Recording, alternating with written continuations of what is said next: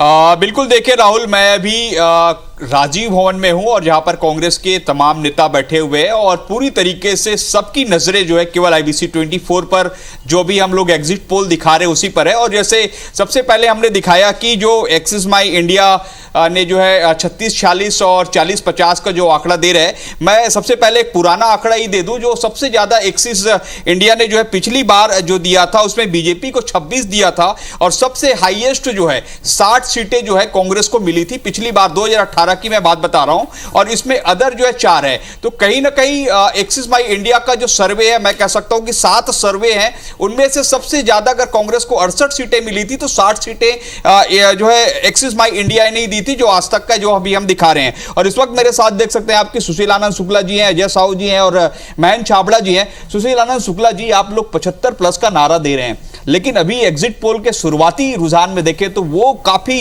करीब है, मतलब सरकार बनने नहीं बनने की भी स्थिति में है। देखिए सौरभ जी, यदि आप सही ढंग से विश्लेषण करेंगे तो छत्तीसगढ़ का ज़मीनी हकीकत है, निश्चित तौर पे एग्जिट पोल से भी बेहतर परिणाम छत्तीसगढ़ में कांग्रेस के पक्ष में आएंगे।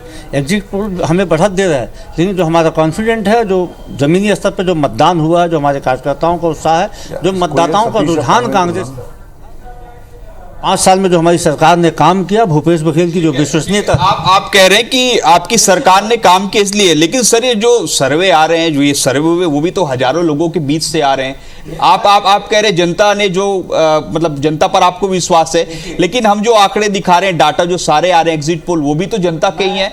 मैं आपके किसी भी आंकड़े को डिफर नहीं करता हूँ, लेकिन आप आंकड़ों के बीच में अंतर देखिए। 40 से 50 सीट 10 का आंकड़ा है, बहुत बड़ा आंकड़ा होता है।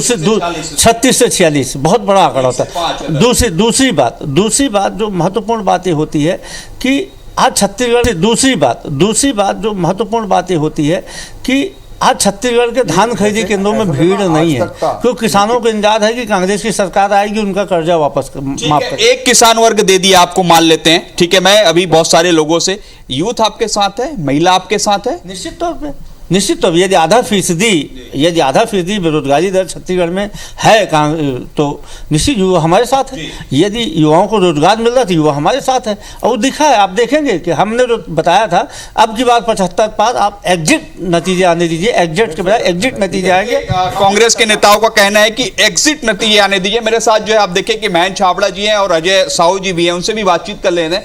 आपका भी काफी पुराना अनुभव रहा है, कई चुनाव आपने देखे हैं एग्जिट पोल को लेकर, और सबसे पहली प्रतिक्रिया आप मुझे बताइए कि जो आ रही है अभी, पहले जो एक्सिस इंडिया है उसमें, उस पर क्या कहेंगे?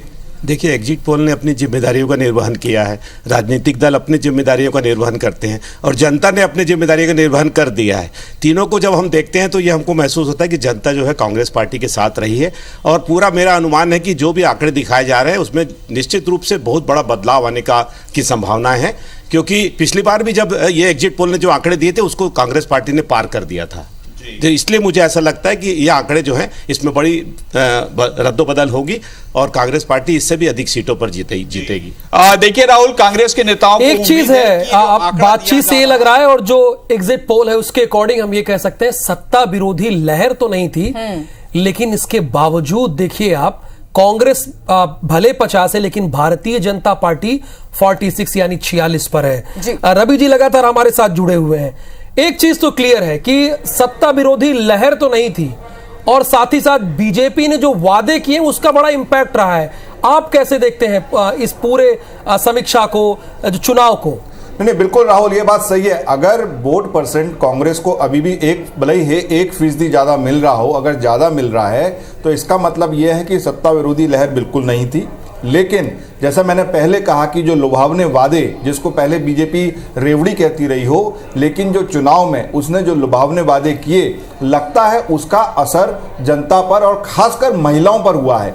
क्योंकि हमने जिस तरीके से देखा कि जो उन्होंने महिलाओं को 12,000 रुपये साल में देने की बात कही और उसके बाद पूरे राज्य में उन्होंने फॉर्म भरवाए, और फिर कांग्रेस को सामने आना पड़ा। दिवाली के दिन उन्होंने फिर एक नई घोषणा की, गृह लक्ष्मी योजना की। तो ये जो एक मुद्दा था, अगर आखिर में आंकड़े जो बदलते हैं एग्जिट पोल से, तो हो सकता है कि इसका बहुत बड़ा कारण हो। ठीक है, और देखिए अब प्रतिक्रियाएं आने लगी हैं, बीजेपी की भी प्रतिक्रिया सुन लेते हैं। संवाददाता राजेश मिश्रा के साथ संतोष पांडे जी मौजूद हैं। आप पूछिए राजेश जी, किस तरह के अब वो उन्हें क्या महसूस कर रहे हैं, वो जो एक्सिस में इंडिया का जो एग्जिट पोल आया है, क्या प्रतिक्रिया है?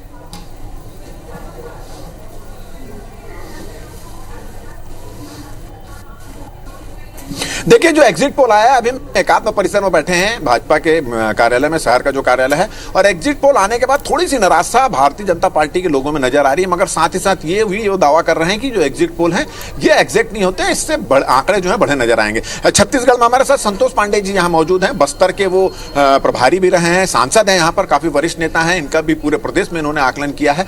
36 से 46 सीट यहाँ पे दिखाई जा रही है छत्तीसगढ़ में। आप 52 तक की 55 तक की बात कर रहे थे, कहाँ गड़बड़ हो दिख रहा है आपको? कहीं गड़बड़ नहीं है। एग्जिट पोल अभी जो दिखा रहे हैं उसमें स्पष्ट आपने 46 बताया है, 36 से 46 जो दिखा रहे हैं और कांग्रेस को 40 से 50 दिखा रहे हैं। हमारा दावा है कि हम आंकड़े 54 को पार करेंगे भारतीय जनता पार्टी। और मैं ये कह सकता हूं कि जो आपने बस्तर की बात कही, बस्तर में हमारी सीटें कम से कम 10 सीटें हमको प्राप्त होगी। ये जो आंकड़ा, जैसे आप लोग बोल रहे थे कि 50 से 52 सीट तो कम से कम लाएंगे ही लाएंगे, ये आंकड़ा 46 में क्यों रुकता दिखाई दे रहा है, क्या वजह है? और इस पूरे चुनाव की अगर बात करें तो कौन से मुद्दे इसमें छाए रहे और कौन से ज्यादा क्लिक किया? मुद्दे स्पष्ट है, सरकार की विफलता थी, भूपेश बघेल सरकार की इतनी बदनामी हो चुकी थी कि चाहे बस्तर में डीएमएफ में डिस्ट्रिक्ट मिनरल फंड में बिल्कुल राजेश जी, समझा जा सकता है कि अभी भी ये यही दावा कर रहे हैं कि भले अभी 36 से 46 आ रहा है, लेकिन आने वाले दिनों में ये 50 प्लस कर लेंगे और बहुमत के साथ इनकी सरकार बनने वाली है। प्रतिक्रियाएं आ रही है लगातार।